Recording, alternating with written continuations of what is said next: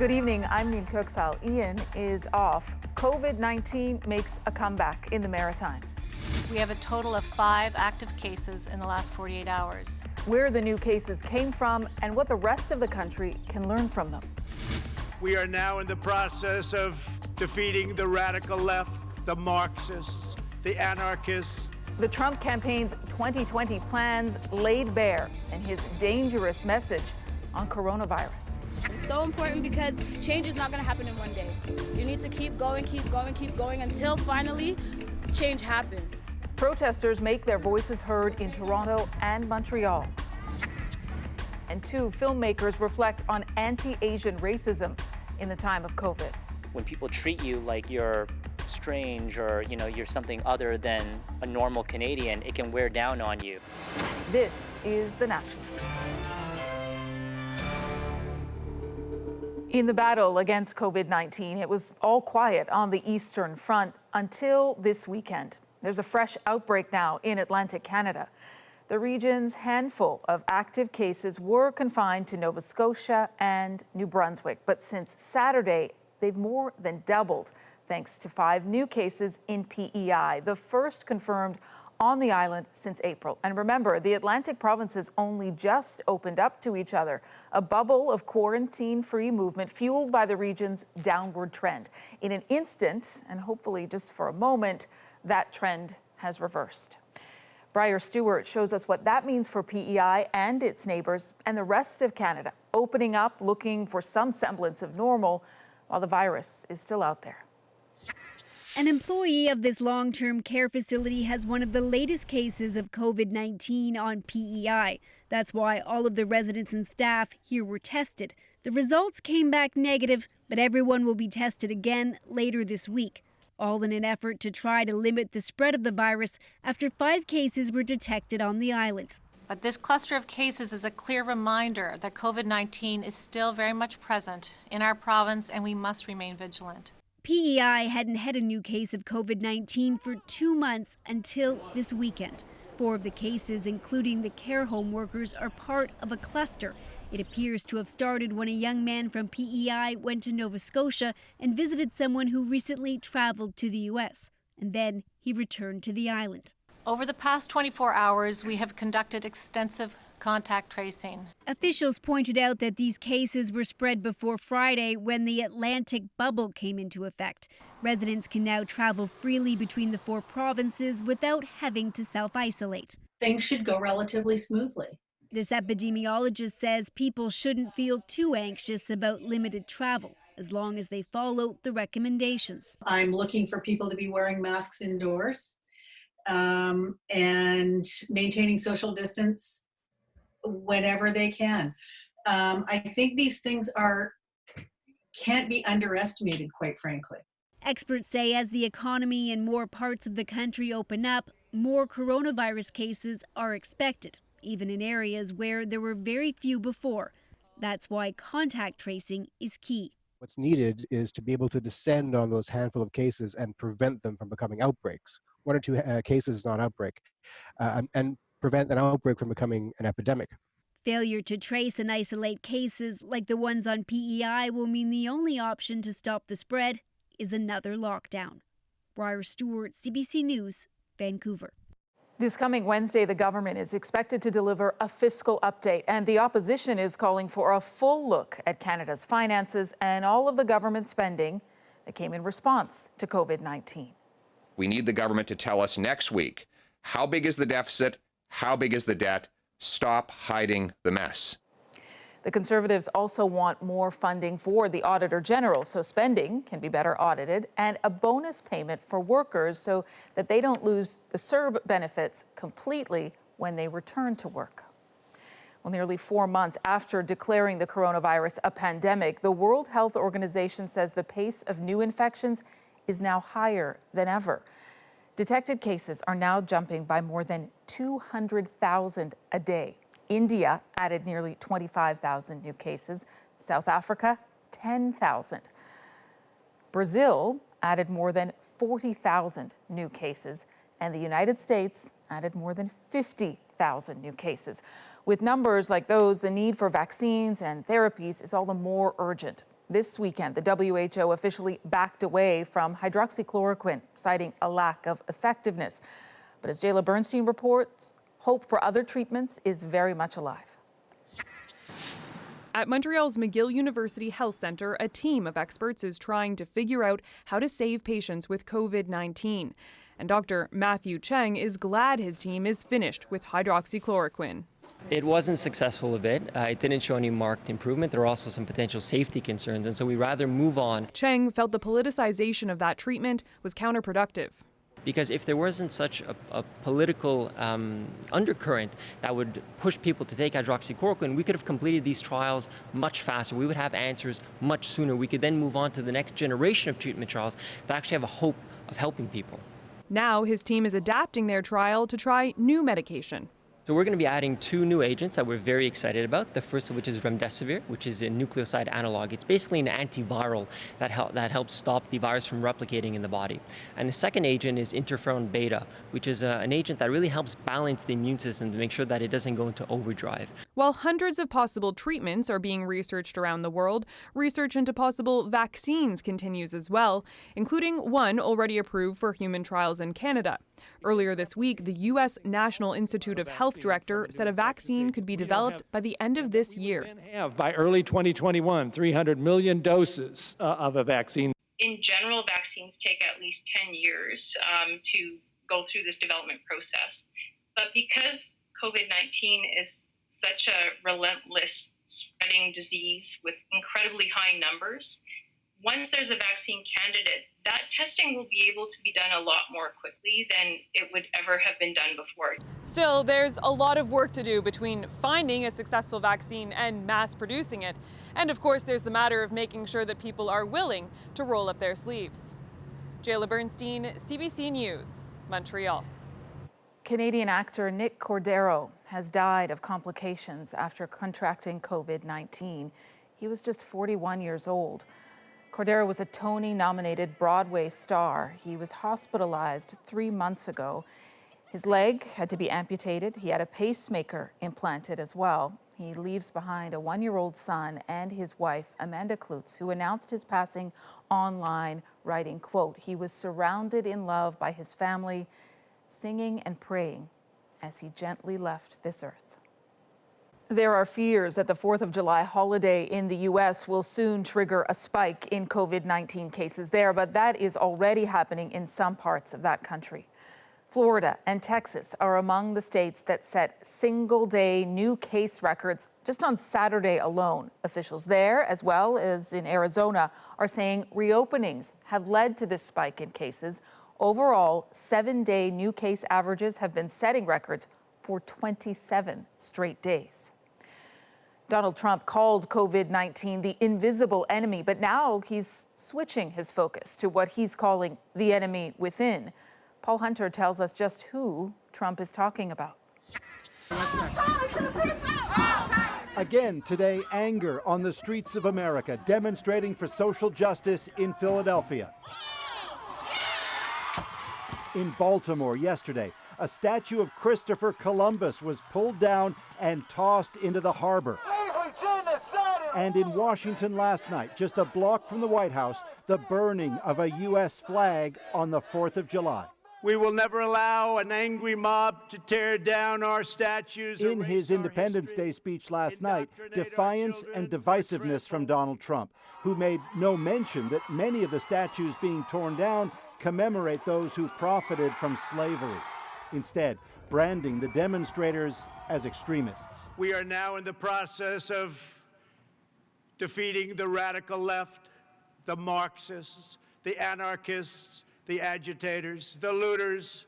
Then there's the COVID crisis. Trump didn't dwell on it, even as the U.S. leads the world in infections and deaths. And as Americans packed beaches this weekend in the face of calls to keep physically distant, Trump made this remarkable claim. But now we have tested almost 40 million people. By so doing, we show cases, 99% of which are totally harmless. He offered no evidence of that, and it's contrary to pretty much all medical expertise. say critics, a dangerous signal to those who might hear it and let down their guard. Meanwhile, the White House tonight announced another big political rally for Donald Trump next weekend, mid-pandemic in New Hampshire. Said the White House, it'll provide hand sanitizer and masks for all who turn out, a crowd it describes as freedom-loving patriots. Paul Hunter, CBC News, Washington. Back here at home, protesters were back in the streets today, pushing for changes to policing in Montreal and in Toronto. Talia Ricci takes us there. The protest was lively, but the demands from the crowd spoke to something much more serious. We really wanted to get to fund the police and figure out a different way that we can deal with the situations in our community. Among the speakers today at this anti-Black racism protest in Toronto, family members who have lost loved ones after calling police for help, including the nephew of Ijaz Chowdhury. The 62-year-old had schizophrenia and was shot and killed by police in his Mississauga, Ontario apartment last month. We've been doing rallies, we've been getting legal help, we've been retained by legal counsel, and we still haven't been given any answers. I'm supposed to go visit my uncle's graveyard and go just grieve. I haven't been able to grieve for 15 days because I've been out doing this. Last week, Toronto City Council voted in favor of a series of reforms that could change the future of policing in the city, including the creation of a non-police response team for mental health calls. However, the changes did not include a reduction to the police budget, which many people here are still hoping to see. And when we say that, we're looking at taking away 10%. And shifting that money from the police budget to community services. How can we reallocate this money to things that make sense? So that if you make a call because you have a loved one that is in a mental health crisis, the person you call might not kill them. In Montreal today, demonstrators used a convoy of luxury cars to send their message to police. The protest, called Driving While Black, denounced racial profiling, just before police there are expected to reveal a new policy on street checks. I've been stopped so many times, it's like a routine. I asked them if they were racial profiling me because that's the only reason I could see. As people continue speaking out in different ways across the country, those participating say persistence will prevail. You need to keep going, keep going, keep going until finally change happens. Talia Ricci, CBC News, Toronto. In January, Ontario became the first province to require all police services to collect race-based data anytime an officer pulls a weapon or uses other force. As Inayat Singh explains, that data could provide valuable insight, but it comes with questions too. Protesters across Canada are calling for police forces to address systemic racism within their ranks. I want change. Change is here. It is now. This is the time. What happens now affects what's next. Studies show Black and other people of color in Canada are more likely to be stopped by the police. By collecting disaggregated race data, you can provide a baseline for a rational conversation. But so far, only Ontario requires police forces to collect race-based data, and only when an officer uses force. There have been a few race-based pilot projects. For example, Halifax police tracked who they were stopping for street checks. The data found that Black people were disproportionately targeted, and street checks were banned in Nova Scotia. It's not just about collecting race-based data in policing. It's really about what happens with that data. Who owns the data? How is the community informed about this information? How is the information used to inform policies, but also to inform practices? I know for a fact that we're victims. I can say it, and many people can say it too.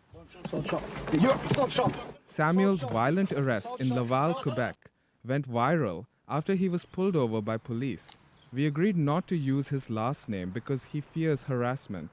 They're gonna try to show us what they want to show us, and not what we're supposed to see, you know.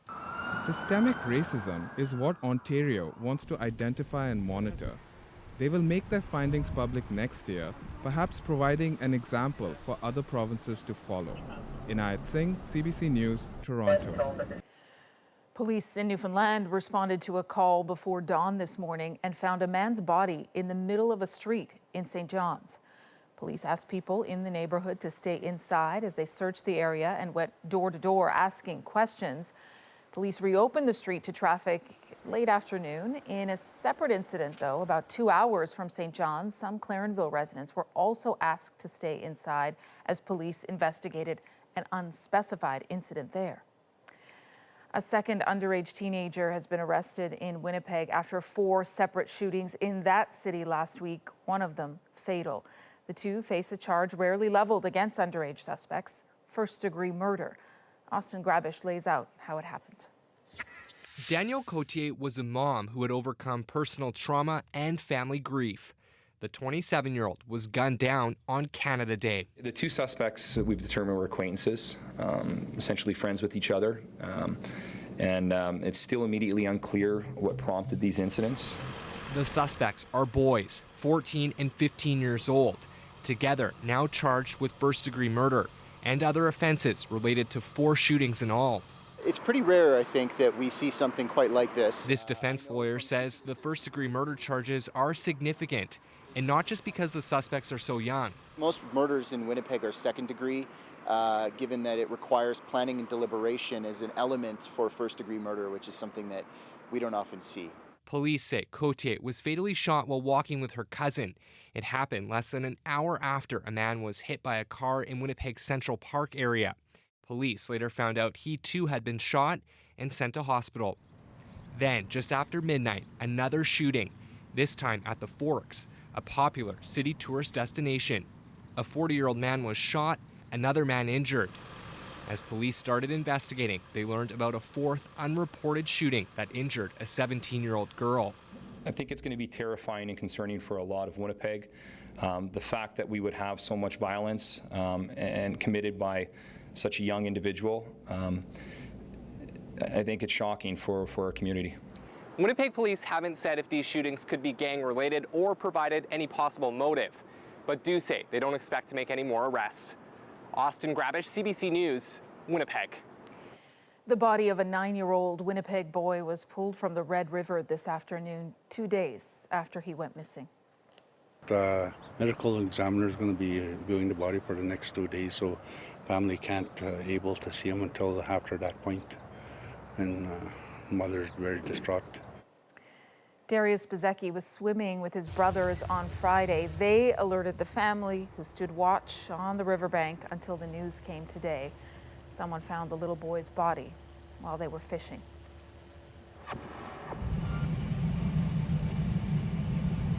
Well, 3 tornadoes touched down in southern Saskatchewan on Saturday afternoon. Environment Canada confirmed that number today. It all happened after a storm system pelted the province with heavy rain and large hailstones.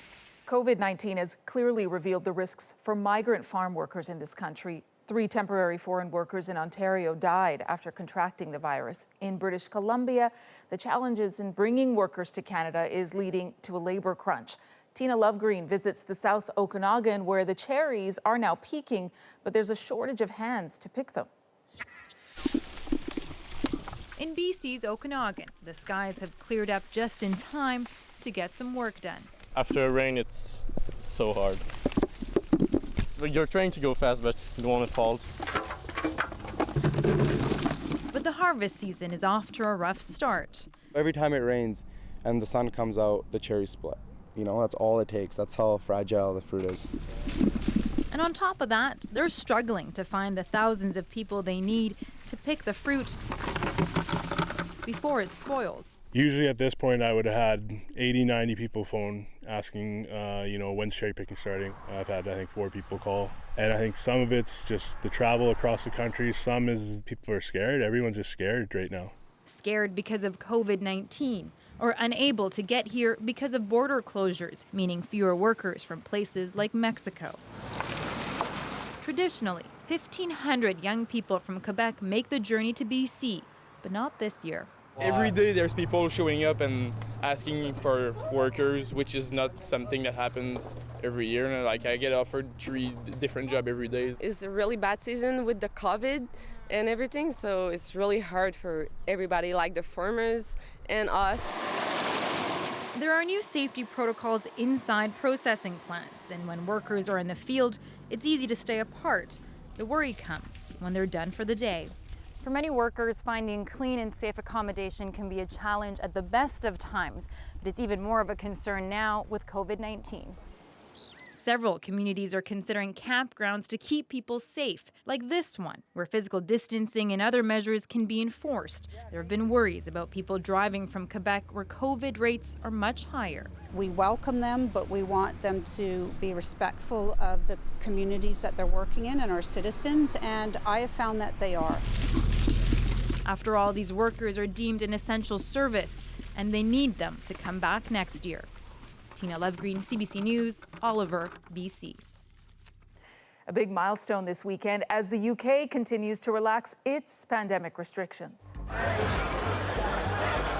Next on the national, packed streets and crowds in London as pubs start pouring again.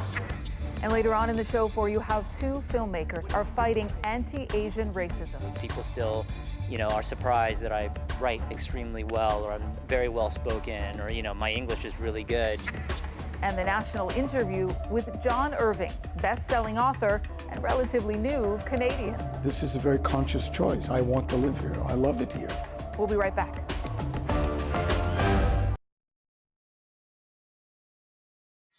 Hello, my name is Munize Jahangir and I'm a broadcast journalist in Pakistan. We have been bringing stories about the pandemic, of how it's affecting people in Pakistan, how the lockdown has been extremely political. I think that in some ways I got to see Pakistan and things came out of the woodwork that I would not have seen otherwise. The mosques remained open. Thousands of people congregated in one place without any social distancing, and they really became the super spreaders of COVID-19 in Pakistan. The whole debate became one versus the other, and the Prime Minister was convinced that, if you do the lockdown, the rich will survive, the poor will just die. Now, unfortunately, during this COVID crisis, the military gave itself a 20% pay raise. Our economy is just finished, it's ruined. So we're looking at a very bad situation. We're looking at maybe they even said something like 10 million over the year out of a job. And I don't think that people were waiting for the state to even come into action. Really, the regular Pakistanis were the heroes of the lockdown. I hope that we learn that our real enemy is going to be, it's not going to be wars as in conventional wars. It has to be poverty. I hope that politicians will have a rethink of how they want to present themselves and what their priorities are and what people want from them. Well, politicians in the UK are giving some people there what they want, what some have been thirsting for 3 months. Pubs reopened this weekend. It is the country's biggest step out of pandemic restrictions yet. Yeah, it's just nice to be out and about again, and it feels like things are getting a bit more back to normal. There were concerns about overindulging, but overcrowding seems to have been the more serious issue. Pubgoers were spilling out onto London streets, as you can see last night at closing time. Today, Britain's health minister said despite scenes like these, he was not overly concerned. Vast majority of people followed the rules, did the right thing, and of course we'll take action when we need to, if the minority break the rules. The health minister says he's satisfied with the latest step to ease the lockdown, but he's urging the British public to continue to observe physical distancing. Well, it's certainly been a rough few months for Venice, Italy. First, the tourists were driven away by devastating floods in November. Then the coronavirus kept them away. Now, many Venetians say it is time for the city to wean itself off of mass tourism and find other ways to fuel its economy. As Megan Williams explains, one solution for the future of Venice may be in its past. Even with no passengers, gondolas still need care. Speriamo che torni un po' di artigianato locale. Lorenzo della Tofola and his son Alberto are among the few still using centuries-old building and repair techniques. Che ci sia qualche ripensamento, che ci sia. But he says he fears without government investment in Venice's rich and varied artisanal workshops, the old knowledge is destined to disappear. Laura Scarpa runs a network that promotes Venetian artisans and artists. She says for the fragile city to become resilient during crisis, it has to diversify its economy and invest in artisans who once were the pulse of Venice. If you save an artisan, you're saving the traditions and the culture. The Bottega Artigiana is a place where the community stick around, and a lot of other people are involved in the work of the artisan. Like this 200-year-old silk weaving workshop that sells its exquisite textiles to clients around the world, including the White House. It's important because thousands of people works in this activity, and now we are the last. It's gone from a bustling 3-story operation a century ago to just 7 weavers now, mostly young and determined to pass the knowledge on. C'è tanto lavoro. Like Valeria Boncompagno, who became a goldsmith after her family sold handmade jewelry for more than a century. She gives free workshops in schools and works in her shop so people can see the craft is still alive. The shop shows the piece handed, but not the work behind, which is the most beautiful thing. So that's why I decided to put my bench here, and the work needs to be shown because it's the message. The message that Venice's artisanal traditions, which have given so much to the world, continue to give meaning and life to those who live here. Megan Williams, CBC News, Venice. Well, coming up next for you, confronting anti-Asian racism during COVID-19. When I go outside in public, I'm scared to cough. 2 filmmakers share their experiences as well as how they're trying to change things, both on screen and off. And later, hugs for the 80-year-old birthday girl, a safe surprise and a moment of joy in tonight's Moment.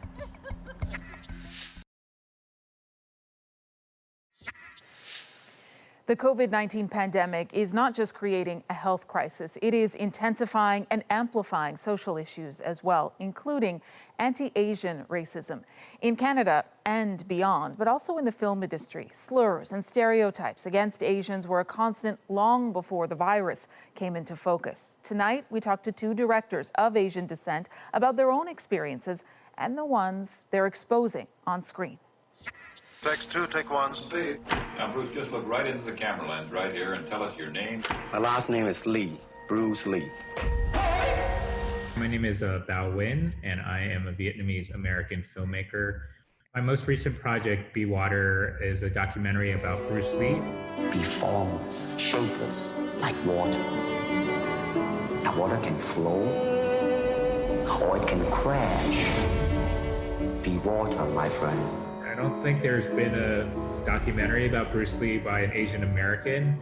The idea of Bruce Lee and his Asian American identity is really important to explore because he was always kind of struggling between his American identity and his Asian identity. And I think a lot of immigrant Americans, for me, it's always kind of figuring out where I belong. You still think of yourself Chinese, or do you ever think of yourself as North American? You know what I want to think of myself? As a human being. My parents were Vietnamese war refugees. They left Vietnam in the late 1970s, and they were on a boat for about 2 weeks before finding their way onto shore in Hong Kong. And they got sponsored to come to America, and I was born a few years after that. He had big dreams, big aspirations. America was not ready for an Asian hero. The struggles that Bruce Lee faced in terms of prejudice, discrimination, and identity are issues that we still face today as a community, especially during, the COVID pandemic and a lot of anti-Asian racism from not just people interacting with strangers on the street, but to the top levels of the American government in many ways. The idea of the shadow pandemic is really interesting to me. for a few months, and even now, like when I go outside in public, I'm scared to cough because I feel like everyone will look at me in a weird way immediately and just kind of run away. And it's not a way to live in a multicultural, diverse country. The reason that we are all here today is because of April Chen's final essay. My new movie, Stealing School, is about a young Asian immigrant in a prestigious university in Toronto who gets dragged into a plagiarism tribunal on her last week of school. And if she's found to be cheating on her last essay, she will not receive her degree. I think you're a good kid. You made a mistake, and I can forgive you as long as you just admit what you did and apologize. Apologize? Yes. I'm not a cheater. My name's Li Dong. I'm a filmmaker, and I was born in China, and I moved to Canada when I was 5 years old. Yes, I did want to make the movie to reflect a certain experience that Asian immigrants have to deal with here in Toronto. People have a natural suspicion of you sometimes. There's a perception that Asian students tend to cheat more. That is virtually identical wording as to what is in this essay right here. So, are you going to accuse me of plagiarizing myself? She is naturally perceived to not be a good essay writer or English essay writer. And that's just a stereotype that people have of her, and it leads to her being discriminated against later in the movie. That's a real thing that I've dealt with. Even though I was an English major and I graduated with honors, people still, are surprised that I write extremely well, or I'm very well spoken, or, my English is really good. These are things that I still have to deal with, and they're not outwardly damaging in a way that is measurable. But as I tried to show in the movie, when people treat you like you're strange or you're something other than a normal Canadian, it can wear down on you. I've tried to stay further than 2 meters away from people at the grocery store because even if I'm 2 meters away from them, they still think I'm a little bit too close, and I've been aggressively told to back away. All the instances of anti-Asian racism, harassment that's going around in America and all over the world really it makes us rethink some way, are we accepted in this country? When Bruce moves to the US, his identity is suddenly a minority, a Chinese minority in a white country. He has to face the conundrum that all immigrants face. Who am I going to be? What is my identity? How do I express myself? And how in US society can I even be seen? Hollywood is racist because America is racist, and it's this vicious cycle. And I think that's really true because, when we see negative portrayals on screen of ourselves, that's how people treat us in real life, in society. And when people see us like that in society, then they're not willing to give us a chance to be something more on screen. The thing that was most hurtful was that they were very one-dimensional. Which is something that I tried to do very differently in my movie. You sure you want all those people in there to find out who you really are? I'm okay with who I really am. Are you? I think that the way that you improve the perception of a people that have been portrayed poorly on screen for so long is just to add layers of complexity to it. That doesn't necessarily mean making characters better or good or strong and powerful and confident, things like that. The most important part is to make them to be more interesting and more complex and more like a full human being like we all are. Well, coming up next, novelist and relatively new Canadian John Irving on life, writing, and Donald Trump. His vulgarity, his brazen awfulness may be new. Don't feel you have to hold back or anything. The national interview is next.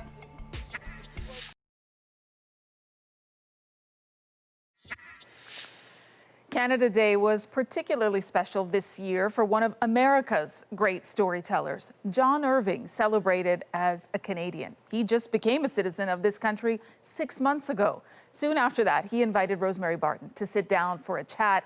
In an interview we first brought you earlier this season, the writer talks about becoming a Canuck, but also how he feels about the U.S. in the time of Trump. John Irving is one of America's great writers, a literary phenomenon. His 14 books have made him a worldwide celebrity. And the Oscar goes to John Irving for the Cider House Brewery. He's even won an Oscar for his storytelling. Well, you must be trying to get me to reconsider my day job. A master novelist, he's known for his layered storylines, zany characters, and for tackling some of the most divisive issues of our time. I want to thank the Academy for this honor to a film on the abortion subject. For years, he's been calling Canada his second home. Now, disenfranchised with the politics of Trump and what he calls an increasingly angry, ignorant, and misinformed American electorate, Irving recently, along with 83 others, chose to pledge allegiance to Canada. Welcome to your citizenship ceremony. To find out more about his decision on becoming a Canadian citizen, I met up with John Irving at his writing studio in Toronto.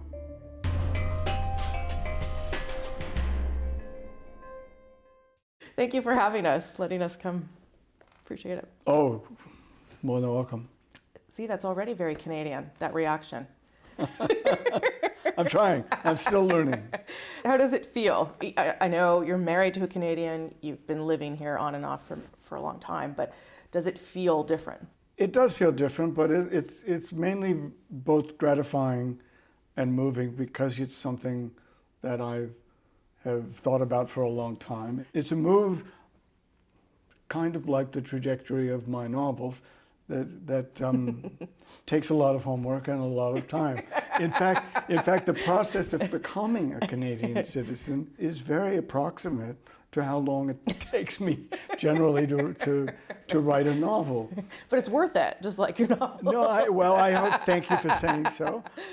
It certainly feels worth it. Was there something about the current state of politics of the United States that was part of that decision making? Not at all. No. I've said to my friends in the U.S. and here in Canada that this is a love story, not a political story. I'm here because I met and fell in love with a Canadian woman, and she's from here. Mm-hmm. And this is a very conscious choice. I want to live here. I love it here. If anything, I feel somewhat remiss to leave my birth country at a time when I feel so critical of it. So how do you view your home country right now and the state it's in? Well, I'm anxious, very anxious about what happens now. I'm very critical of my fellow liberal Democrats.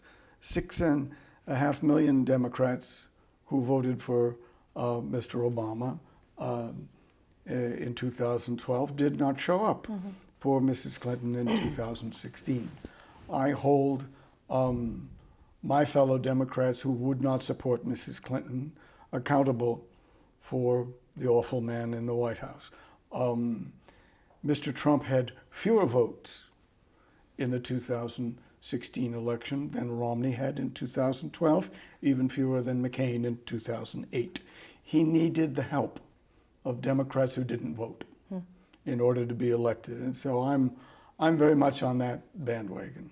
I'm disgusted by the craven, sycophantic Republicans who have all, like sheep, lined up in lockstep with Mr. Trump. I wish all the Democratic candidates running for nomination would vow right now that they will 100% endorse whichever one of them wins the nomination. I'd like to hear that. Because that's what went wrong the last time. And Mr. Trump's narcissism, his vulgarity, his brazen awfulness may be new. Don't feel you have to hold back or anything. See, I knew you'd have things to say. Well, of course I do. You know, I've also said here, I think it's arguable at my age if I will ever live here long enough to feel as comfortable being critical of my new country. I think that's a citizen's responsibility in every democracy. You have to participate. Yes. And in order to participate, you have to observe, you have to pay attention, You have to take the pains to learn, keeping abreast and informed and engaged politically. And boy, does that ever begin with voting. Does it make it harder watching the United States now, knowing that some of the very things you care so much about, women's rights, sexual equality, that those specific things are under attack? Well, you're right to say that. I think the subject of sexual politics, especially of sexual hatred, sexual intolerance, not just intolerance of sexual minorities, though chiefly that, but intolerance of sexual differences. If people can treat women as if we are sexual minorities, imagine how much worse they feel entitled to treat gay men, lesbian women, and transgender men or women. Yeah. That hasn't changed. Is there something you would want Canada to sort of watch out for?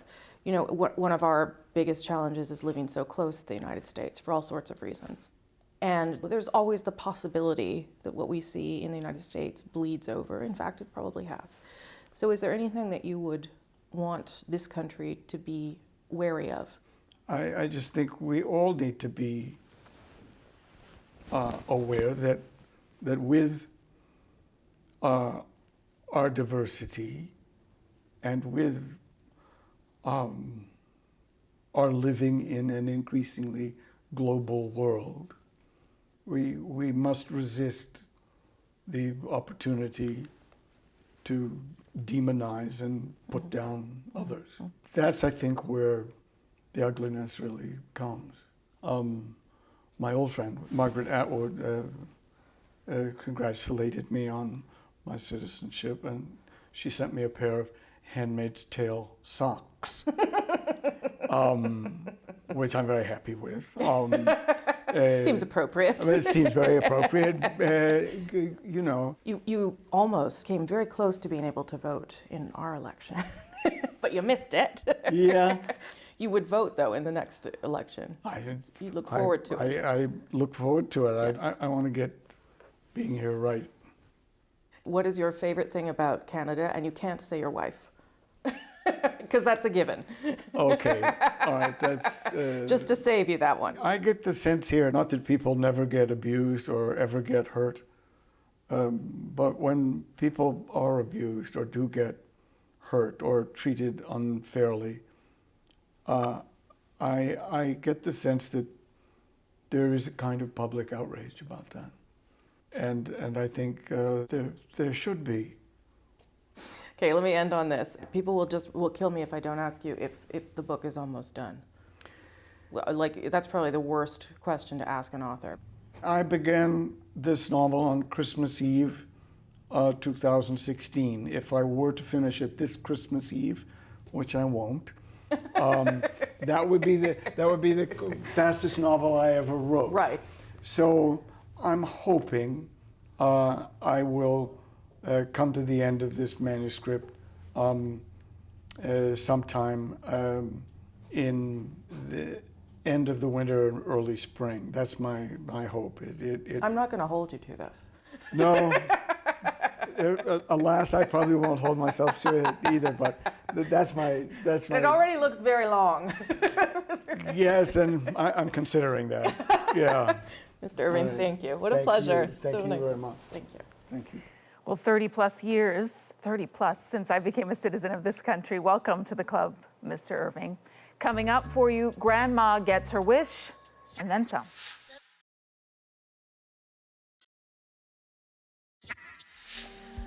Hugs, remember those? Something so many of us have been missing as physical distancing rules force us to stay apart. Well, the family of one Kelowna grandmother did not let the pandemic stop them from granting her wish for her 80th birthday, to be able to hug the people she cares about the most. That is our moment. I got a text message from my daughter Tracy, who lives next door, and And she said, "There's something on your front step for you." I went to the door in my pajamas. Then I see this big contraption. My first thought was that I'll be able to hug people again. All I wanted to do since March 13th is hug people. I came across this fun idea on social media and I just kind of tucked it away. And then Mom's 80th birthday comes up, and about a week before, starting to think, what can we do? We obviously can't throw a party for her, and that idea came to mind. Through that plastic, I could feel their warmth and, totally feel the hug. Happy birthday, Miss Cook. For starters, she does not look 80 years old. I think we can all agree on that. And we all want one of those hugging contraptions, too. That is the National for you for this Sunday, July 5th. I'm Neil Coxall. Have a great night.